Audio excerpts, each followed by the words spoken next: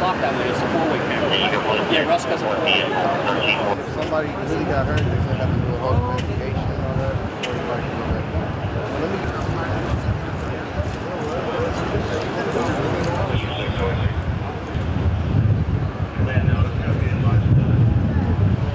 Yeah, a little bit.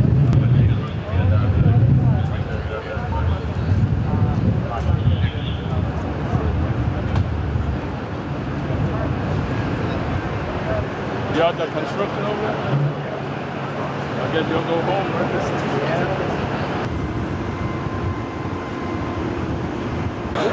So there it is.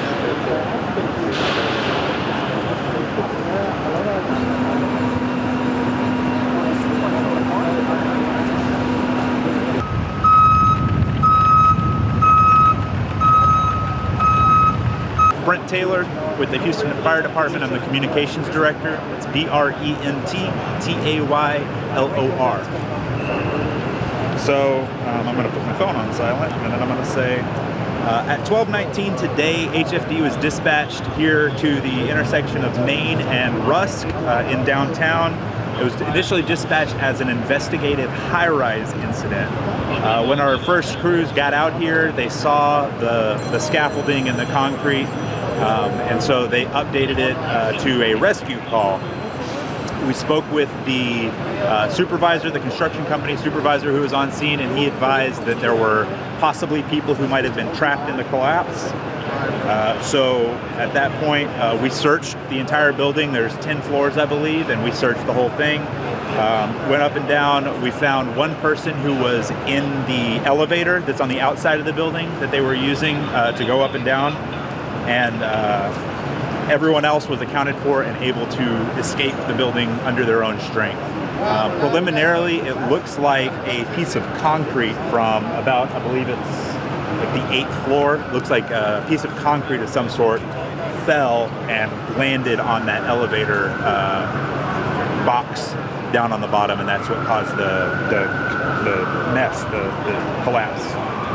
So like I said, the person who was in that elevator was transported to Memorial Hermann. They are stable. We've temporarily removed power to the buildings here while we're, making sure everything's safe for our first responders and the folks who are out here working on it.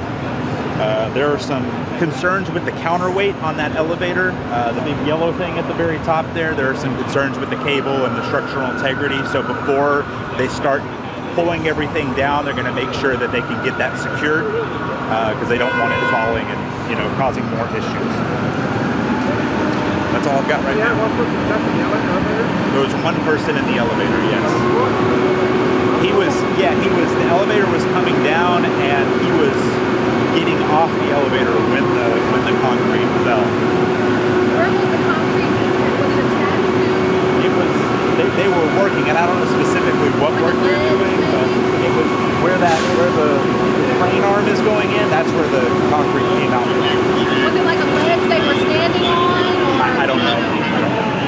Is it scaffolding or what is all that stuff that's kind of like? So on the bottom there's about 8 to 10 feet of scaffolding, and it's buried under the concrete that had fallen out on top.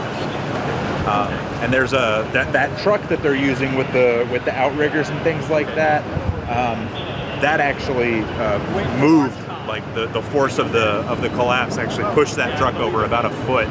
And so they've got to make sure that truck is in good condition before they move it as well, because that could be dangerous. Were there other people actively working around in the building when it happened, or were they on the lunch break? Why? Because that one person, glory be to God, that's just that one person. Yeah, no, it's definitely a blessing.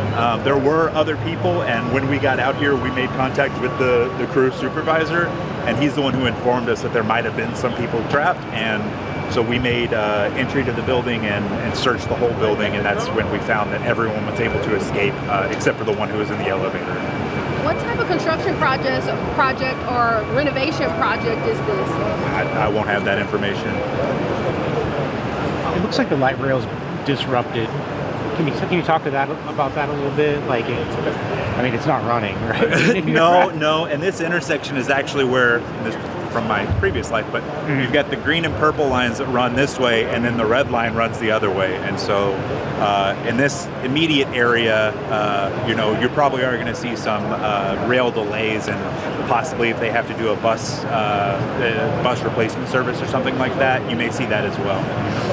I mean, in the grand scheme of things, we're in the center of downtown, and people are moving through this area. Talk about just, I don't know, luck or the gratefulness that this didn't turn out worse than it did. Absolutely. I mean, this is the city center. You've got thousands of people who are down here working. It was right around lunchtime. The call came in at 12:19, and so lots of time when people would be outside. The fact that the damage is limited in scope to just that area right where the construction crew was, that's very that's good practice, and that's very fortunate for everyone involved. Any idea how long it's going to take to clean this up? I couldn't say that yet, no.